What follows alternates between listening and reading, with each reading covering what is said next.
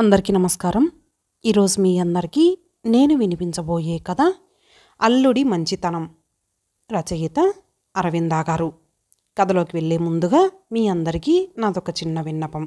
ఈ కథ మొదటి భాగం విన్న తర్వాత ఈ రెండవ భాగం వినండి. ఇక కథలోకి వెళితే, అక్కడికి వెళ్ళాక నాకు ఒకటైనా ఉత్సాహకరమైన విషయం కనిపించలేదు. 16 ఏండ్లకే నా జీవితమంతా ముగిసిపోయిందా అని నాకు బాధ తోచి ఏడుపు వస్తూ ఉంటుంది అంది. సత్యకి మాత్రం కోరికలు లేవా? చిన్నప్పుడు మా అందరిలోకి సత్య చాలా చురుకుగా ఉండేది. అందరితో కలిసిమెలిసి ఉండాలనే స్వభావం. సంగీతం అంటే ప్రాణం దానికి.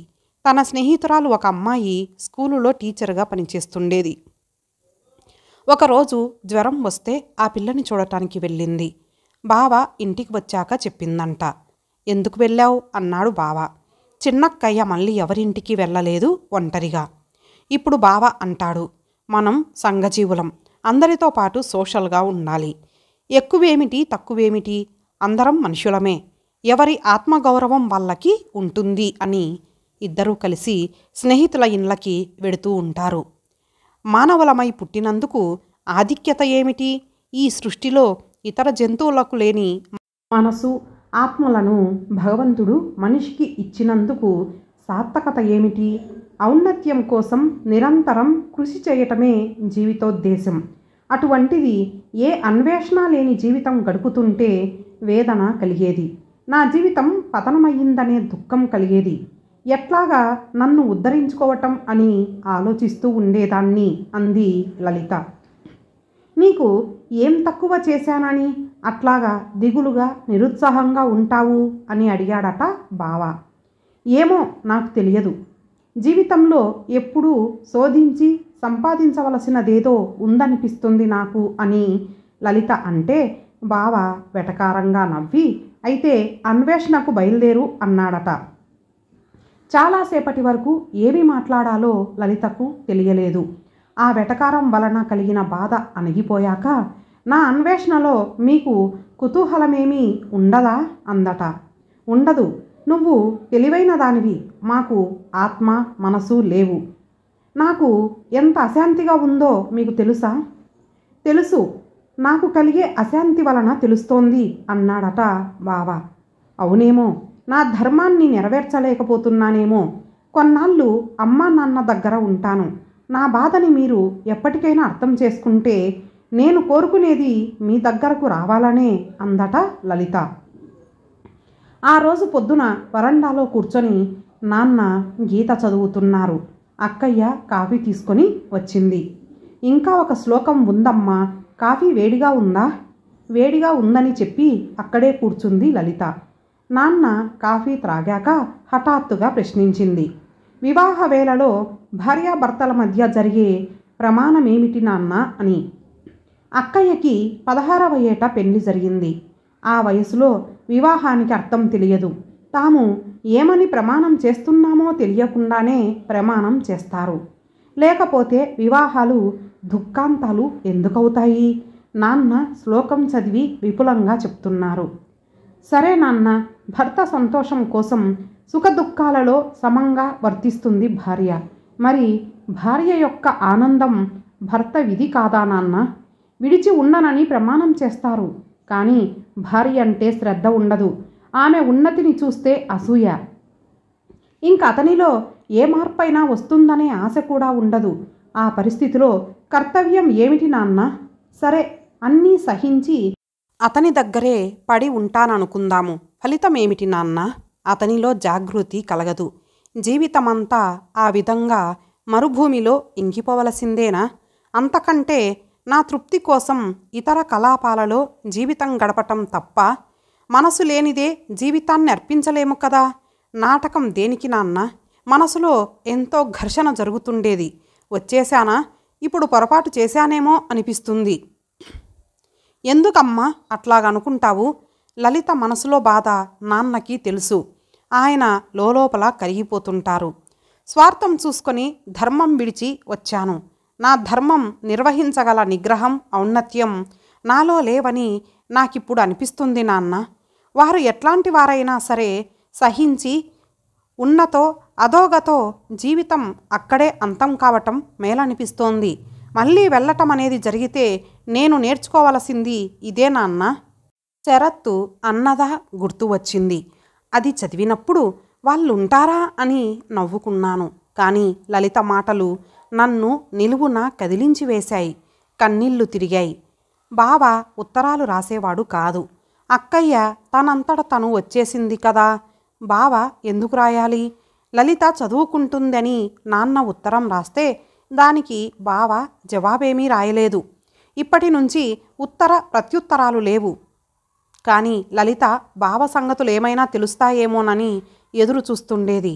లోపల లలితకి బావంటే అంత ప్రేమ ఉంది. రాజకుమారుడు తన ముద్దుతో మేల్కొల్పాడు. తన ఎడబాటుతో బావలో మేల్కొల్పు తీసుకురావాలని అక్కయ్య దీక్ష. లలిత పేపర్ చదువుతుంటే, అబ్బో పేపర్ చదువుతున్నారు రాణీగారు, ఇంగ్లీష్ వచ్చని చెప్పుకోవటానికి అంటాడు బావ. లలితకి ఇంగ్లీష్ పుస్తకాలు చదవాలని, మంచి భాష నేర్చుకోవాలని ఎంతో కుతూహలంగా ఉండేది. ఈ అపహాస్యాలకి కృంగిపోయేది. ఒకరి కోసం గొప్ప కోసం పనులు చేయటం నాకు అలవాటు లేదు అని పేపరు పడేసి వెళ్ళేదట. ఎక్కడికైనా స్నేహితుల ఇళ్ళకి వెడితే బావకి కోపమట. అది ప్రదర్శిస్తాడు. కాఫీ ఇస్తే అక్కడ పడేయ్ అంటాడట. చల్లారిపోతుంది అంటే నీకు బాధెందుకు అంటాడట. లలితకి కళ్ళల్లో నీరు తిరుగుతాయి. అక్కయ్య కుసుమంలాగా మెత్తనిది, బావ వజ్రంలాగా కఠినమైనవాడు. ఎంతో ఆదర్శంగా ఉండాలనుకున్నాను. ఇంత చిన్నపిల్లతనంగా అసూయగా ప్రవర్తిస్తారేమిటి అని బాధపడుతుంది లలిత. 12వ ఏటనే వీణ మొదలుపెట్టింది లలిత. పెళ్లి నాటికి బాగా వాయిస్తుందని పేరు తెచ్చుకుంది. పెళ్లి చూపులలో పాడించారు. పెళ్లిలో చిన్న కచేరీ జరిపించారు. కానీ బావ ఎప్పుడూ వీణ వాయించమని అడగడట. నా స్నేహితురాళ్ళు వస్తే కొంచెం సేపు సరదాగా గడిపేవాళ్ళం. ప్రాణం లేచి వచ్చినట్లుండేది గిరిజ వస్తే. ఆ అమ్మాయి వెళ్ళగానే అప్పుడే వెళ్ళిపోయిందా, ఈవేళ నాకు భోజనం ఉండదనుకున్నాను. ఈసారి నువ్వు మీ ఇంటికి వెళ్ళినప్పుడు ఆ వాయిద్యాన్ని అక్కడ పడేసిరా అనేవారు. వీణను గురించి అంత నిర్లక్ష్యంగా మాట్లాడటం నేను సహించలేకపోయేదాన్ని. భోజనం నిద్రతో తృప్తిపడలేము కదా. మనం ఏ పని చేసినా దాని వెనక ఆత్మ సంస్కారం కనిపించాలి. వాళ్ళ తాతగారు వేదాంతి అని ఏవో గ్రంథాలు రాశారని చెప్పారు కదూ నాన్న. వీరిలో ఆ వాసనలేమీ కనిపించవు. భార్య అంటే జీవిత భాగస్వామిని అని ఆయనకు తోచదు. వేళకి తనకు సదుపాయాలు అమరించే సేవకురాలు వారి దృష్టిలో. నాకు ఆశయాలు భావాలు ఉంటాయనే తలంపు లేనేలేదు. ఈ లోకంలో నేను కోరుకునేది చీరలు నగలు మాత్రమేనని ఆయన అభిప్రాయం.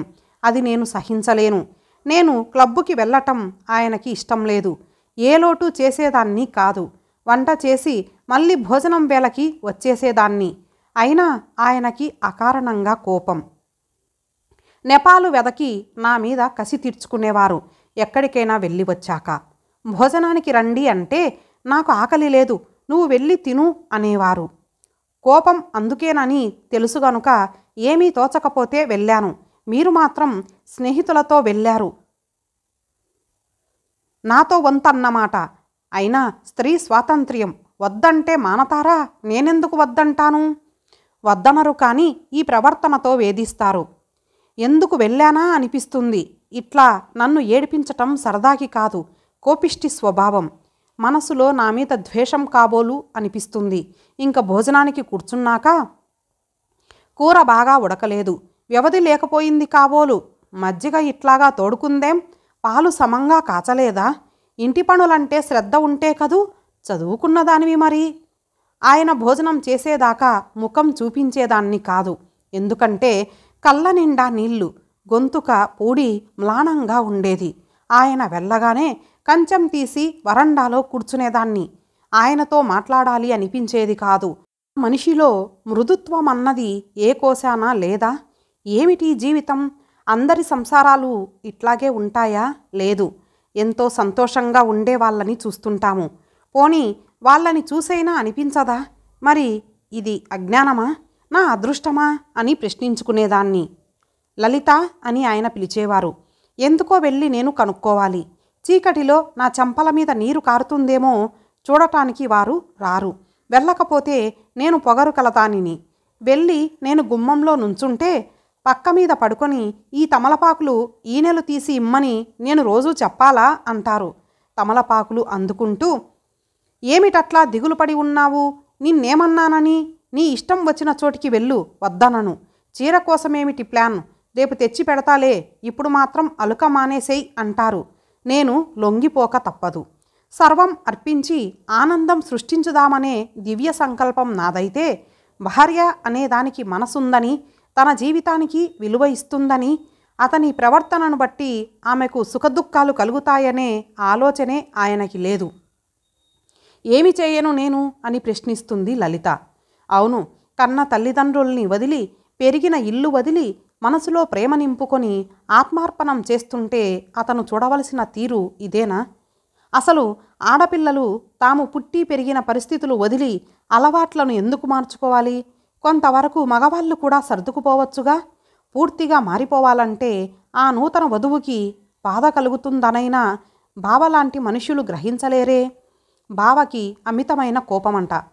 కథలో ఎక్కడైనా రాజకుమారి మీద రాజకుమారుడు కోపగిస్తాడు. రాకుమారి నిద్రలేవటం ఆలస్యమయ్యి సూర్యుని లేత కిరణాలు ఆమె వదనం మీద ప్రసరిస్తుంటే ఆ బంగారు వెలుగులో ఆ పద్మనయనాలు ఏ వింత సొగసులతో వికసిస్తాయా అని ఎదురు చూస్తుంటాడు సౌందర్య పిపాస.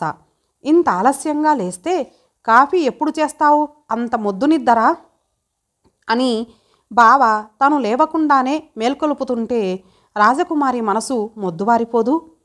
పెళ్లి నాటికి మనసులో ఎంత అనురాగం ఆర్ద్రత ఉన్నాయో అక్కడికి వచ్చేటప్పటికి అంత వైరాగ్యం విరక్తి నిండుకున్నాయి ఆ స్థానంలో. ఆయనకు నేనంటే కొంచెమైనా గౌరవం లేదు. అతని అనురాగానికి ముగ్ధురాలినవుతానని కానీ, అతని నిర్లక్ష్యానికి దుఃఖమైనవుతానని కానీ అతనికి ఏమీ తెలియదు.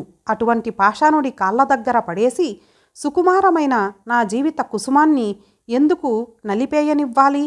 అంతకంటే దేవుడి పూజ కర్పిస్తే పవిత్రత లేదు, దేశానికి అర్పిస్తే సార్థకత లేదు అంటుంది లలిత.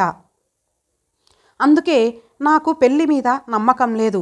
కన్య పిల్లలకు అది తీయటి కల కానీ, ఎటువంటి వాడైనా కోరి చేసుకున్న పిల్లైనా సరే భార్య అయ్యేటప్పటికీ అధికార భావంతో చూస్తాడు. BA పూర్తి చేశాను, MA చదువుతాను, ఉద్యోగం చేస్తాను, స్త్రీ సహజమైన వాంఛలు ఉండని సబ్లిమేట్ చేస్తాను, సంగీత సాధన చేసి కళారాధనలో తపస్వినవుతాను, నా అందం, నా పాట, నా చదువు ప్రస్తుతం ఎవరైనా ఆరాధించవచ్చు. కానీ ఆ వివాహమే జరిగితే ఆ బాధ్యతల్ని బట్టి అతను కూడా అందరిలాగే ప్రవర్తిస్తాడు. నా కళ చెదిరిపోతుంది. ఈ జీవిత రాగాలాపనలో అది అపశృతి అయితే నా బాధ వర్ణనాతీతం. ఆ రోజు సాయంత్రం క్రిందటి సంవత్సరాదికి సత్య వచ్చింది. నేను సుధతో పాటు మళ్ళీ వీణా సాధన చేస్తున్నానే. సత్య, రాత్రి మేమిద్దరం వాయిస్తాము, నువ్వు పాడాలి అంది లలిత. ముగ్గురం కొత్త చీరలు కట్టుకున్నాం. తలలో మల్లెలు, నింగిలో నక్షత్రాలు, అమ్మ, నాన్న, చెల్లాయి, తమ్ముళ్ళు, శ్రోతలు, వీణ మీద సరిగమలు, సత్యకంఠంలో మధురిమలు. ఎంతో ఆనందంగా ఉంది. నాన్న బంగారు తల్లులు అన్నారు. పులకిస్తూ వీణ క్రింద పెట్టాను. సత్య రాణిని ఒల్లోకి తీసుకొని ముద్దు పెట్టుకుంది. లలిత చెరాలున లేచి లోపలికి వెళ్ళింది. వెనకే వెళ్ళాను. పక్క మీద పడుకొని ఏడుస్తోంది. ఏమనను? ఎవరు ఓదార్చగలరు? కిటికీ దగ్గర నుంచున్నాను. ఒక ప్రాణి దుఃఖం ప్రపంచమంతటా ప్రతిధ్వనిస్తుంది అనిపిస్తుంది. బావ వస్తున్నానని రాశాడు. ఈ 5 ఏండ్లు అతను జీవితం ఎట్లా గడిపాడో మాకు తెలియదు. లలిత BEd అయ్యి ఏడాది నుంచి టీచర్గా ఉద్యోగం చేస్తోంది.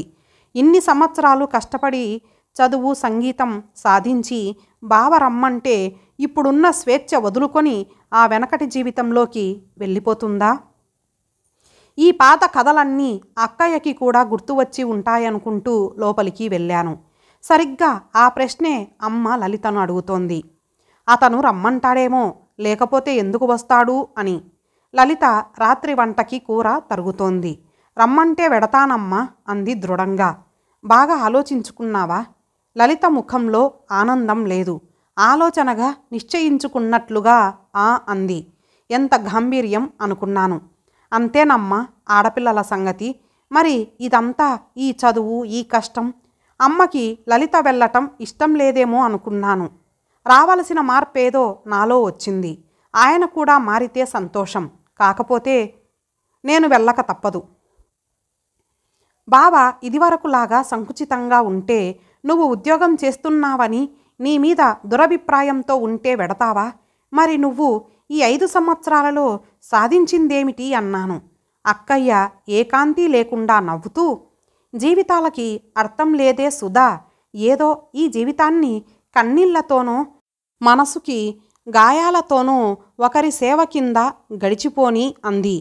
యూనివర్సిటీ ప్రైజులు తెచ్చుకుంది, రేడియోలో పాడింది, నలుగురి చేత తెలివైందనిపించుకుంది. అటువంటి లలితేనా ఇంత జాలిగా మాట్లాడింది అని నాకు కష్టం తోచింది. ఇది ఆడవాళ్లలో బలహీనత లేక గొప్పతనమా? 5 సంవత్సరాల తర్వాత మాటలు చూపులు లేకుండా కలుసుకోవటం. బావ వచ్చాడు. నాన్నకు ఉండే ప్రశాంతతే ఇంట్లో అందరినీ ఆవరించింది. లలిత అంత శాంతంగా ఉండటం చూసి నాకు ఆశ్చర్యం కలిగింది. బావ రాగానే నాన్న అడిగారు, కులాసాగా ఉన్నావా అని. తువ్వాలుతో ముఖం తుడుచుకుంటూ నుదుటి మీద పడే జుట్టును పైకి తోస్తూ ఆ అన్నాడు బావ. లలిత భావ సంఘర్షణలేమీ తెలియరాకుండా ఆకాశంలోకి చూస్తోంది దూరంగా. లలిత స్కూల్ టీచర్గా పనిచేస్తోంది అన్నారు నాన్న. నాకు తెలుసు అన్నాడు బావ. మాకర్థమయ్యింది. ఇక్కడి సంగతులన్నీ బావ తెలుసుకుంటూనే ఉన్నాడని. అమ్మ భోజనానికి లెమ్మంది. లలితను తీసుకువెడదామని వచ్చానండి అన్నాడు బావ. అమ్మ మాట్లాడలేదు. లలిత రావటానికి అభ్యంతరం లేదోయ్, నువ్వే అడుగు అన్నారు నాన్న. అక్కయ్యకి ఆపుకున్న కన్నీళ్లు వస్తున్నాయి. ఆయన మనసు చాలా మెత్తనిదమ్మా. ఆ కోపం సంకుచిత భావాలు మరుగుపడిపోయింది. దానిని చూశాను కానీ తీయలేకపోయాను. నన్ను క్షమించవచ్చా అనిపిస్తుంది అంటోంది అమ్మతో. ఏమైతేనేమమ్మా, నీ కాపురం కుదుటపడింది. అంతకంటే నాకు ఏం కావాలి లలిత అంది అమ్మ. ఆ మరునాడు లలిత చెప్పిన దానిని బట్టి అక్కయ్యకి బావకి మధ్యన జరిగిన సంభాషణ ఈ విధంగా ఊహించుకుంటున్నాను. అక్కయ్యను చూసి రా కూర్చో అన్నాడు బావ. లలిత బావ పడుకున్న మంచం దగ్గర ఒక కుర్చీలో కూర్చొని ఉంది. నీకు నాతో రావటానికి అభ్యంతరం ఉండదు కదూ లలిత అన్నాడు. అక్కయ్య ఉండదన్నట్టు తల ఊపింది మౌనంగానే. బావ ఇటువైపు తిరిగి పడుకొని లలిత ముఖంలోకి చూస్తూ, మరి ఈ 5 ఏళ్లలో నీ సంగతులన్నీ నాకు తెలుస్తూనే ఉన్నాయి. నా సంగతులేమైనా నీకు తెలుస్తున్నాయా అని అడిగాడు. క్రిందటి వింటర్లో మీరు ఉత్తరదేశ యాత్రకి వెళ్ళినట్లు ఎవరో చెప్పారు. చప్పున లలిత పానిని తన చేతిలోకి తీసుకుంటూ, బావా, నేను ఎవరూ లేనివాడిని కదా. నా మీద కోపగించి వచ్చేస్తే నన్ను ఎవరు చూసుకుంటారనుకున్నావు లలిత? నీకు మీ అమ్మ వాళ్ళున్నారు, నాకెవరున్నారు? లలిత కళ్ళల్లో నీరు నిండుకుంటోంది. అన్నయ్య దగ్గరకు వెళ్ళాను ఒకసారి. వదిన అడిగింది లలిత ఎప్పుడు వస్తుందని. ఏమో నాకు తెలియదు, ఇంక రాదేమో అన్నాను. ఎందుకు రాదు? ఏమిటి పరిహాసం అంది వదిన. అందరికీ పరిహాసమైతే నాలో అది పరివర్తన. నీకు గుర్తుందా లలిత, నువ్వు వచ్చే ముందు ఏం జరిగిందో? అక్కయ్య మాట్లాడకుండా వింటోంది. మీ నాన్న మన ఇద్దరినీ పండగకి రమ్మన్నారా? మీ నాన్న క్రిందటిసారి కూడా ఏమీ ఇవ్వలేదు. ఈసారి వాచి ఇమ్మను, వస్తాను అన్నాను నవ్వుతూ. పండగకి రావటానికి మీకు లంచం కావాలన్నమాట అన్నావు. పండగకి ఇంటికి పెడతామని సంతోషంగా ఉన్న నీ ముఖంలో క్రోధఛాయలు ఆవరించుకున్నాయి. అవును అన్నాను ధీమాగా. మా నాన్న ఇవ్వరు, నేను ఇమ్మని చెప్పను.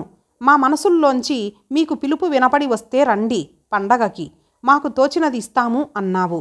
నీ చేత ఎంతో అవమానం కలిగినట్లు క్రోధావేశం కలిగింది నాకు.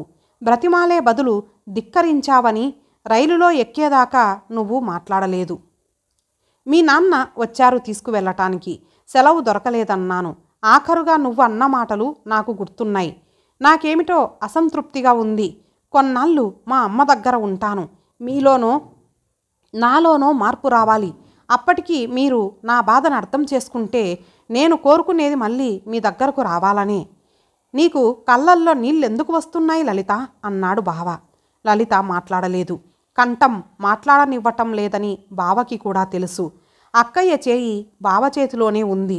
లలిత కన్నీళ్లు తుడుచుకుంది. ఇప్పుడు నాతో రావటానికి నీకు అభ్యంతరం ఎందుకు లేదు ప్రశ్నించాడు బావ. నేను మారాను. మీరు ఎట్లాగా ఉన్నా నా ధర్మం నేను ఆచరిస్తాను. ఇంతకాలం గడిచింది కానీ జీవితానికి అంతకంటే అర్థం గోచరించలేదు నాకు అంది లలిత. బావ సన్నగా నవ్వుతూ, లేదు లలిత, నేను ఒప్పుకోను. నువ్వు చేసే ఈ త్యాగాన్ని నేను భరించలేను. నేను మారాలని చెప్పి వచ్చావు. నేను మారినట్లు కనిపిస్తేనే రా.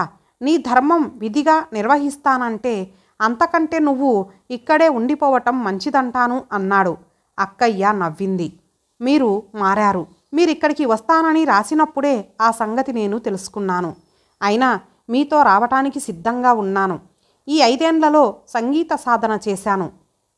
పిక్నిక్లకి, యాత్రలకి వెళ్ళాను. సోషల్ సర్వీస్ క్యాంప్స్లో పాల్గొన్నాను. ఎన్ని సరదాలున్నా జీవితాన్ని గురించి జిజ్ఞాస తీరలేదు, తృప్తి లేదు. జీవితానికి అర్థం లేదు, వేధించేది. అటువంటప్పుడు జీవితానికి ఒక ప్రయోజనం కల్పిస్తూ ఎవరి భార్యగా గుర్తించబడ్డానో వాళ్ళ దగ్గరే నా జీవితం గడిచిపోతే అదొక తృప్తిగా ఉంటుంది కదూ. అంత వైరాగ్యమా? కానీ నువ్వింత స్వార్థరహితంగా నాకు సేవ చేస్తానంటే నేను స్వీకరించలేను లలిత. నువ్వు ఇదివరకు నాలో ఏ వ్యక్తిత్వం కోరుకున్నావో దానిని ఏమైనా నువ్వు చూడగలిగి నీ మనసు ఆనంద ప్రపూర్ణమైతేనే నాతో రా అన్నాడు బావ.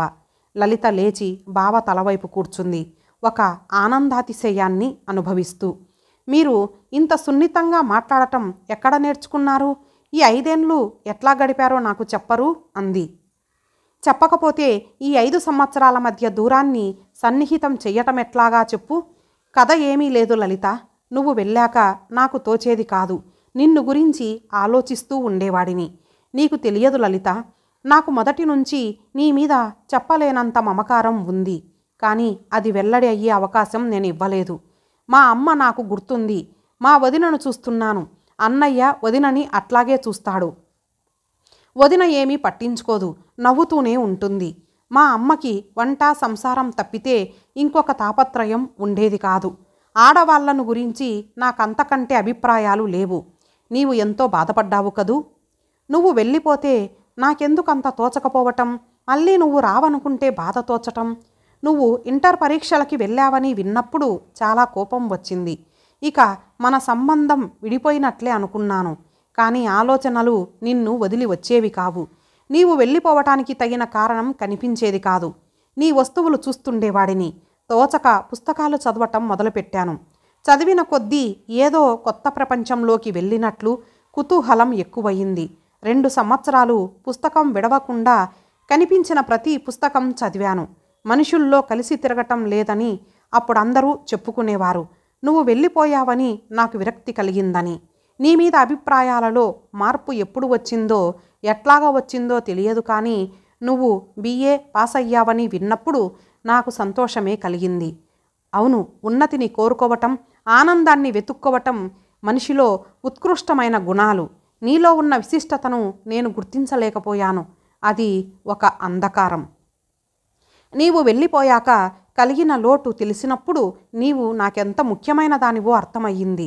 అటువంటి నీ మీద నేను తీసుకున్న శ్రద్ధ, చూపించిన ప్రేమ తలచుకుంటే నాకు సిగ్గు వేసేది. చాలా బాధగా ఉండేది. మళ్ళీ మనం కలుసుకోగలమా అని ఆలోచించేవాడిని. నీవు చాలా మెత్తనిదానివని నాకు తెలుసు. ఏడాది నుంచి నిన్ను తీసుకువెళ్ళడానికి. కానీ జాతక ప్రకారం ఈ కాలం అనుకూలంగా ఉంది. జాతకాలు కూడా నేర్చుకున్నారా? లిటరేచర్, ఫిలాసఫీ, ఎస్ట్రానమీ అన్నీను. ఏం భయం వేస్తోందా? లలిత కూడా నవ్వుతూ, మీరు మళ్ళీ పెళ్లి చేసుకుంటారని విన్నాను అంది. విన్నావేమో కానీ ఎంత సంస్కారం లేకపోయినా అంత హీనమైన బుద్ధి పుట్టలేదు నాకు. నీ మీద తప్ప నాకు వేరే ఆలోచనలు లేవు లలిత అన్నాడు బావ. లలిత అప్పుడు గంభీరంగా, ఆ మాటకి వస్తే మీ అంత ఉదారమైన దానిని కాదు నేను. మీకంటే నాకేదో వ్యక్తిత్వం, సంస్కారం ఉన్నాయని, మీకంటే ఎక్కువ దాన్ని అనే అతిశయం ఉండేది నాకు. అదంతా అజ్ఞానం కదా అని నాకు చింత కలుగుతుంది. అజ్ఞానం కాదు లలిత. స్త్రీ ఎప్పుడూ తన భర్త అన్నింటిలో తనకంటే అధికుడు కావాలని కోరుకుంటుంది అన్నాడు బావ. బావ నుదుటి మీద పడే జుట్టును బ్రేళ్లతో సర్దుతూ అంది లలిత. నన్ను క్షమించండి. ఎందుకు అన్నాడు బావ. ఏమో నాకు తెలియదు అంది లలిత. ఇప్పుడు నా అంత అదృష్టవంతురాలు లేదనిపిస్తుంది. ఇంతవరకు నా జీవితం సుఖాంతం అవుతుందనే ఆశ నాకుండేది కాదు. ఇట్లాగా విడిపోయిన వాళ్ళంతా తిరిగి కలుసుకుంటున్నారా అమ్మా అంది లలితక్కయ్య. ఆ రోజు బావతో అక్కయ్య వెళ్ళిపోతోంది. చాలామంది చూడటానికి వచ్చారు. అక్కయ్యకి చీర, పసుపు, కుంకుమ ఇస్తుంటే అమ్మకి కళ్ళల్లో నీరు తిరిగింది. పక్కింటి పిన్నిగారు, మళ్ళీ ఇన్నాళ్ళకి అమ్మాయి తన ఇంటికి వెడుతోందమ్మా, సంతోషించవలసిన సమయమిది. అంతా అమ్మాయి అదృష్టం, అల్లుడి మంచితనమూను అంది. సంతోషించవలసిన సమయమైనా అందరి హృదయాలు బరువుగా ఉన్నాయి. మళ్ళీ నుదుట కళ్యాణం బొట్టుతో నిన్ను చూడటానికి నీ పెళ్ళికి వస్తానే సుధా అంది అక్కయ్య. అంతవరకు రాకుండా ఉండగలవా అక్కయ్య? కొన్ని సంవత్సరాలు పడుతుందేమో అన్నాను. ఏం రీసెర్చి చేస్తావా, ఫారిన్ పెడతావా అన్నాడు. అది కోరినవాడు దొరకవద్దు అన్నారు నాన్న నవ్వుతూ. నువ్వు కూడా మీ అక్కయ్యలాగా షేప్లెస్ బ్రెయిన్ని చేసుకో, నీకు కావలసినలాగా దిద్దుకుందువు కానీ అన్నాడు బావ. బ్రెయిన్ అంటే మట్టి ముద్ద కాదు బావా. అయినా మా అక్కయ్య నిన్నేమీ దిద్దలేదు, నీ అంతట నీవే అప్రతిభుడవైపోయావు అన్నాను. ఇది యథార్థ లోకమమ్మా సుధా, నీవు కలలు కనే మనిషి ఈ లోకంలో లేకపోతే అన్నాడు బావ. రాజకుమారుడు రాకపోతే ఋషికన్యలాగా ఉండిపోతాను బావా అన్నాను. రాజకుమారుణ్ణి నేను వెదికి తెస్తాను అన్నాడు బావ బండి ఎక్కుతూ. అందరి ముఖాలు హాసప్రఫుల్లాలయ్యాయి. అక్కయ్యకి రాజకుమారుడు దొరికాడు అనుకున్నాను నేను. ఇంతటితో ఈ కథ సమాప్తం. మరలా ఒక మంచి కథతో కలుద్దాం. అంతవరకు సెలవు. నమస్తే.